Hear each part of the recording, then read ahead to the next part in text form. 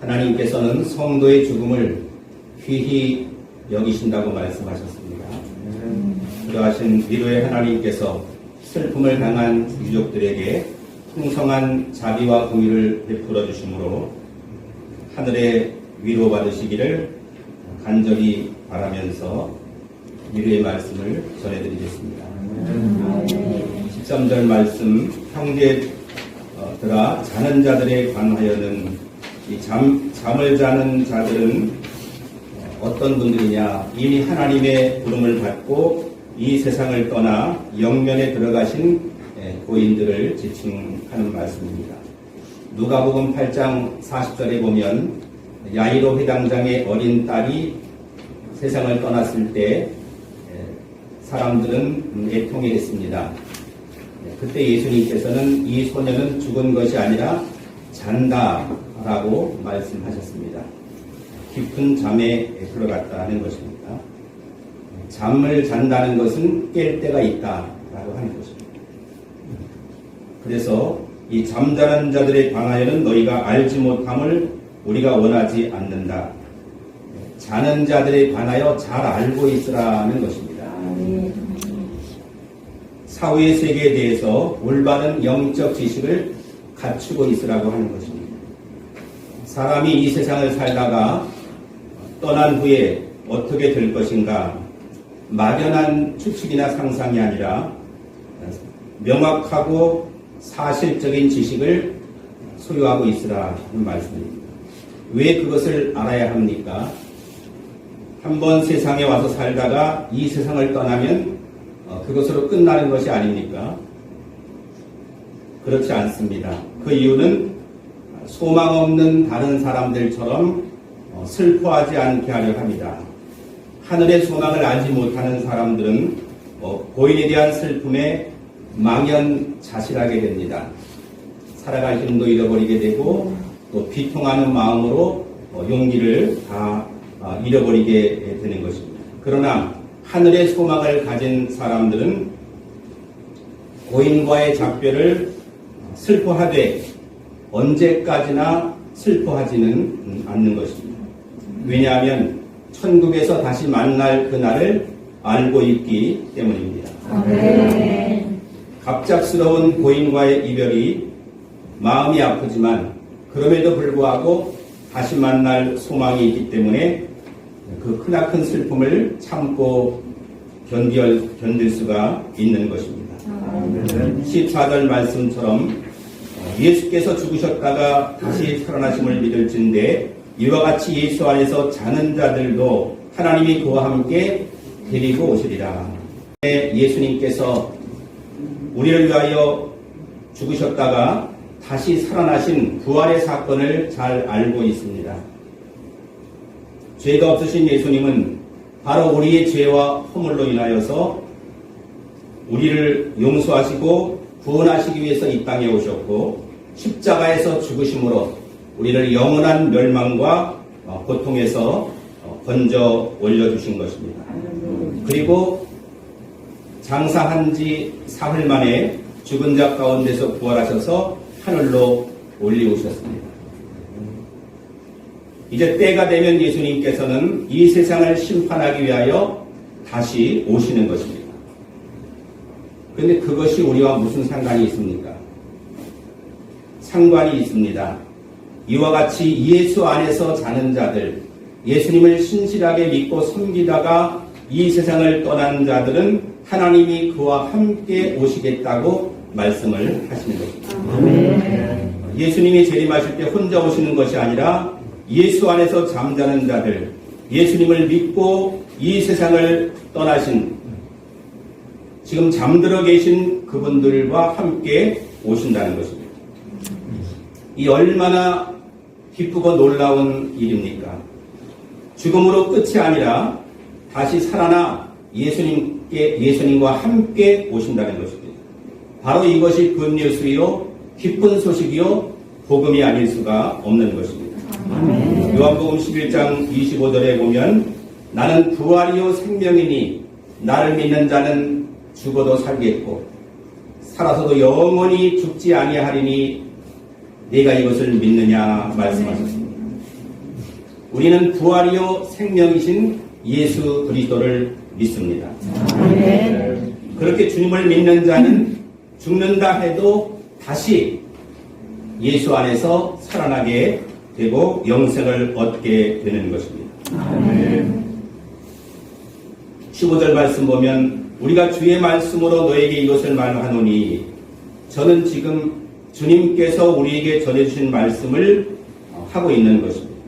주님께서 다시 오시는 날 살아있는 자들은 주님과 함께 있게 될 것이고 먼저 이 세상을 떠난 분들은 살아남은 자들보다 먼저 주님을 만나신 것입니다.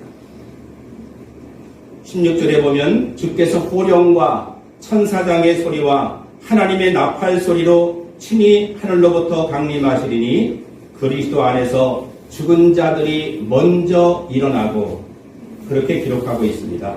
예수님께서 하늘로부터 재림하시는 그날에 천사장의 소리와 하나님의 트럼펫 소리가 장엄하게 울려 퍼지는 가운데 큰 소리로 호령하시면서 이 땅에 오신다는 것입니다. 그때 그리스도 안에서 죽은 자들이 먼저 일어나고 긴 잠에서 깨어나듯이 먼저 일어난다는 것입니다. 17절에 보면 그 후에 우리 살아남아 있는 자들도 그들과 함께 구름 속으로 끌어올려 공중에서 주를 영접하게 하시리니 그리하여 우리가 항상 주와 함께 있으리라. 그리스도 안에 있는 자는 사나 죽으나 마찬가지입니다. 언제나 주님 품에 있기 때문에 이 세상에 살아갈 때도 또 이 세상을 떠난 다음에도 주님과 함께 지내게 되는 것입니다. 그 후에 살아남은 자들도 구름 속으로 끌어올려서 하늘에서 세상을 떠나셨던 분들과 함께 예수님을 다시 만나게 되는 것입니다. 그리하여 영원히 우리가 주님과 함께 거하게 되는 것입니다. 이 얼마나 감격적이며 기쁜 일입니까? 이 세상을 떠나셨던 고인과 유족들이 하늘에서 다시 만날 그날을 상상해 보시기 바랍니다. 모든 비애와 슬픔이 순식간에 사라지게 될 것입니다. 그러므로 18절 말씀에 이러한 말로 서로 위로하라. 사람의 위로는 한계가 있습니다. 잠깐 순간 조금은 위로가 되지만 영원한 위로가 되지는 못합니다. 그러나 우리 하나님은 풍성한 자비와 긍휼로 우리를 위로하시기 때문에 우리를 다시 살리시고 영원히 우리에게 영생을 주시는 하나님이시기 때문에 하나님의 약속된 말씀으로 우리는 위로를 받을 수가 있게 되는 것입니다. 그러므로 오늘 제가 전한 하나님의 말씀으로 서로 위로하고 격려하시기를 바랍니다. 하늘의 소망을 품고 고인을 다시 만날 그날을 고대하며 믿음으로 살아가시기를 바랍니다. 여기 계신 유족들과 모든 분들에게 하나님의 풍성한 위로가 가득하시기를 간절히 기도드립니다. 다 같이 머리 숙여 기도하시겠습니다. 부활이요 생명이신 예수 그리스도의 은혜로 우리가 죄씻김을 받고 영원히 영생하며 천국에서 주와 함께 살아갈 수 있는 소망을 허락하심을 감사드립니다. 이 땅에서의 우리는 마지막 고인의 모습을 뵙고 왔습니다. 이 세상에서는 마지막 모습입니다.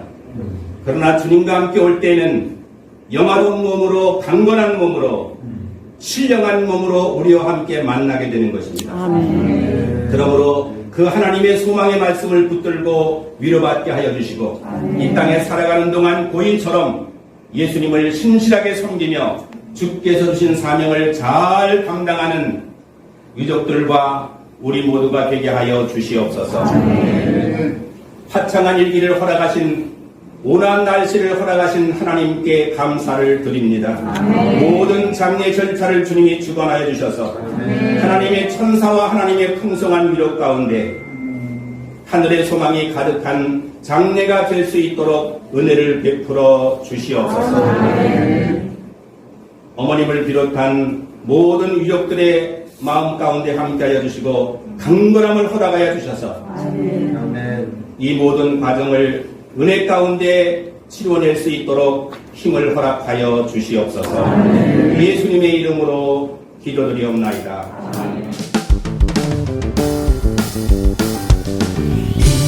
이전에 세상 일들 기뻤어도 예수 믿고서 참돼 기쁨을 알았네. 나 위해 십자가를 지신 주님, 부활하신 주 성령 늘 함께 하시네. 생명 주께 있네. 내 모든 소망도 날 구원하신 주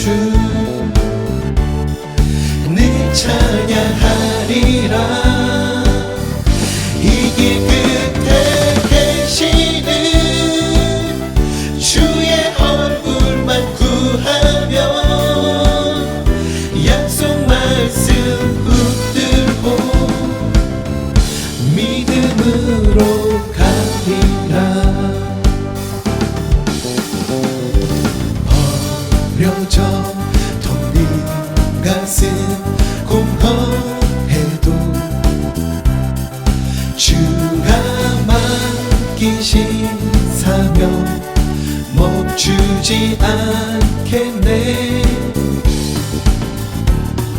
세상 다 이기신 주 능력의 주 열방을 향한 주의 사랑 노래하니. 세상의 유혹이 시험이 있어도 고난을 통하여 새롭게 하시네. 이 길 끝에 계시는 주의 얼굴만 구하며 주신 말씀 붙들고 믿음으로 가겠네.